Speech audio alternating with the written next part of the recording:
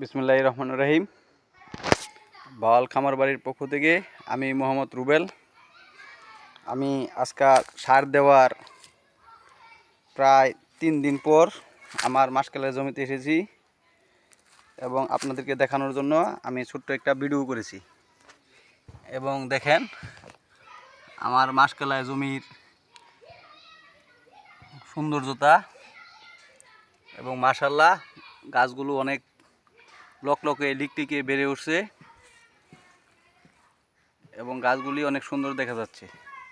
এখানে প্রায় 30% মতো জমি আছে এবং পুরাটাই আমি মাসকালাই রোপণ করেছি এবং খুব সুন্দর হয়েছে।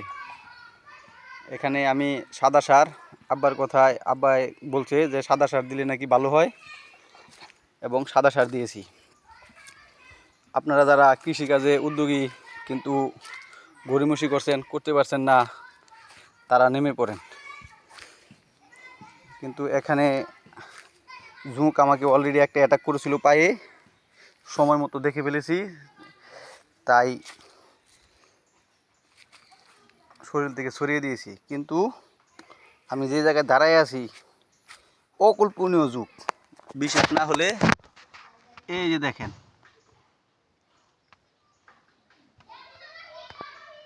এইগুলির জন্য চলাফেরা খুব দায় হয়ে যাচ্ছে। কোনো জায়গায় দাঁড়ায় শান্তি পাচ্ছি না, রোদ ওঠার সাথে সাথে তারা পাগলা পাগলা হয়ে গেছে। এই দেখেন আমার মাসকলাই জমি এবং অনেক সুন্দর করে চারা গজিয়েছে। এত সুন্দর করে ফলন হবে বা এত সুন্দর করে চারা গজাবে আমি ভাবতেও পারি নাই। এখন আমি নিয়ে যাব তার পাশাপাশি এক জমির পরে আমার আরেকটি জমি। আপনারা সবাই পাশে থাকুন। যারা ইউটিউব চ্যানেল থেকে দেখছেন তারা সাবস্ক্রাইব করে লাইক ও শেয়ার দিন, আর যারা আমার ফেসবুক থেকে দেখছেন তারা প্রোফাইলটি সবাই ফলো করুন। এক জমি থেকে আরেক জমির দূরত্ব মাত্র 40 হাত। এইগুলি আমার সব দাদা আর আব্বাই, বড় দাদা কিনেছিল। আমার দাদাই ফসল করেছিল লাস্ট 28 বছর আগে। এখন এইগুলি 28 বছর জমি পতিত ছিল। আমি বাড়িতে আসার পর আর দেরি করি নাই, 1 সপ্তাহের ভিতরেই আমি এইগুলি চাষবাস করে মাসকালাই রোপণ করেছি। এবং এই জমির ফলন এটা আমি 1 দুপুর পর রোপণ করেছিলাম। এখনও মাশাআল্লাহ ভালো ফলন হয়েছে। ফলন না মানে চারা হয়েছে, আশা করি ফলনও ভালো হবে। রোদ্রে বোঝা যায় না, তো এই যে কাছ থেকে ভিডিও করলে এই যে দেখেন চারা অনেক সুন্দর, মানে সম্পূর্ণ খ্যাতি ওই যে দূর থেকে দেখা যায়।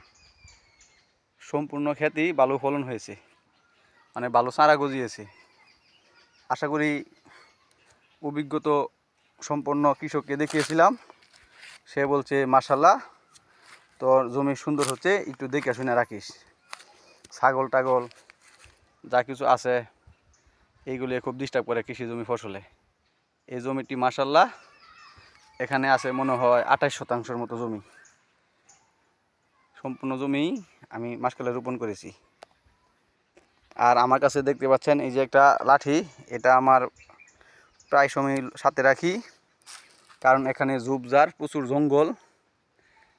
এই জঙ্গলে মনে করেন যে ভয়ঙ্কর বিষধর সাপ, পোকামাকড়, ছাগল এইগুলি অনেক ডিস্টার্ব করে। আর লাঠি রাখি মনে করেন সাপের ভয়ে, দেখা যায় সামনে পড়লে নিজেকে রক্ষা করা যাইব। তাই ধন্যবাদ সবাইকে।